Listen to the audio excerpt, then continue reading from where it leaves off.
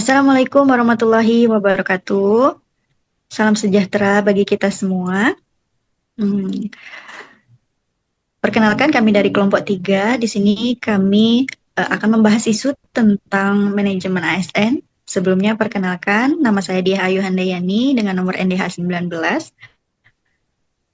dan ditemani oleh dua orang teman saya. Dipersilakan untuk memperkenalkan diri teman-teman. Baiklah, nama saya Nurul Amini dengan NDH 23. Baiklah, perkenalkan nama saya Fernando Partidi dengan NDH 20. Baiklah. Eh, Di sini kami akan membahas isu tentang berita yang booming saat ini.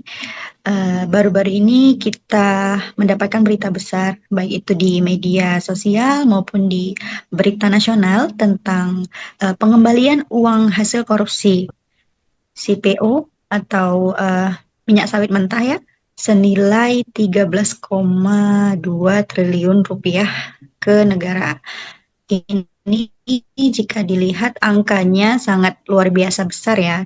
Tapi yang menariknya adalah dari sisi ASN, ini akan menjadi pelajaran yang sangat penting tentang akuntabilitas dan integritas kita dalam bekerja. Benar, aku juga baca di berita Kompas. Uang itu diserahkan Kejaksaan Agung ke Kementerian Keuangan dan disaksikan langsung oleh Presiden kita Pak Prabowo. Dan katanya uang itu bisa bantu menutup defisit anggaran negara. Tapi kalau kita lihat dari sisi manajemen ASN, ini bukan cuma soal uang yang kembali, tapi soal bagaimana sistem pengawasan ASN bekerja. Kenapa bisa ada penyimpangan sebesar itu? Apa karena lemahnya pengawasan atau karena masih ada ASN yang belum punya kesadaran etika yang kuat? Nah, itu penting banget. Dalam manajemen ASN, kan ada tuh prinsip namanya akuntabilitas yang artinya setiap ASN bertanggung jawab atas pekerjaan dan sumber daya yang dikelolanya. Kalau nilai ini nggak dijalankan, dampak besar dan kepercayaan masyarakat bisa hilang dan kinerja pemerintah juga kena imbasnya. Setuju banget. Dan disinilah sebenarnya peran kita sebagai ASN itu bisa menerapkan nilai berakhlak. ASN yang akuntabel atau yang bertanggung jawab itu harusnya jujur dan terbuka dan semua tindakannya itu harus dapat dipertanggungjawabkan. ASN yang kompeten dan loyal itu juga harus sadar bahwa kerja kita itu bukan hanya untuk atasan atau kepentingan pribadi saja, tapi ini sudah untuk negara dan juga masyarakat. Nah, iya, dan sekarang pemerintah lagi dorong konsep Smart ASN. Artinya, ASN harus adaptif, melek teknologi, dan mampu bekerja transparan. Kalau sistemnya digital, misalnya pakai dashboard pengawasan atau audit online, peluang penyimpangan bisa cepat ketahuan. Benar.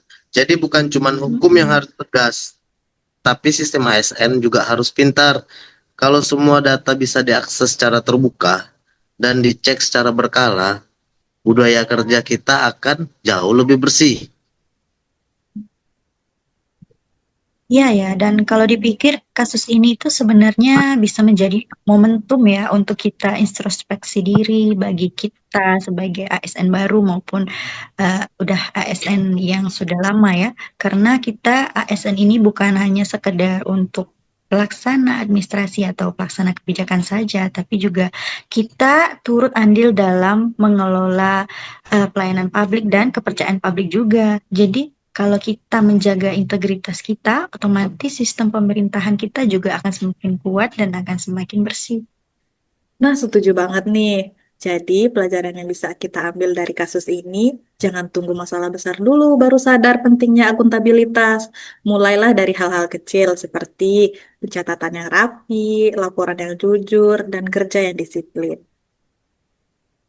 Jadi kesimpulannya pengembalian dana 13 triliun itu bukan cuma soal uang yang balik ke negara, tetapi juga soal kesadaran ASN kerja lebih transparan, jujur, dan profesional. ASN yang smart dan berakhlak adalah ASN yang sadar tanggung jawab dan bangga melayani bangsa. Oke, jadi intinya dari kasus ini kita belajar bahwa jadi ASN itu bukan hanya kerja di balik meja saja ya, tapi kita juga harus bertanggung jawab dan jujur dalam semua tindakan.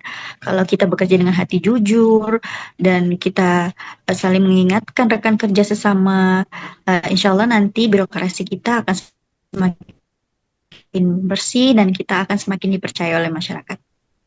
Jadi ayo kita menjadi ASN yang smart, berakhlak, dan bangga melayani bangsa. Terima kasih sudah menonton video diskusi kami. Semoga ini bisa menjadi bahan refleksi dan semangat bagi teman-teman ASN di seluruh Indonesia. Saya akhiri. Assalamualaikum warahmatullahi wabarakatuh.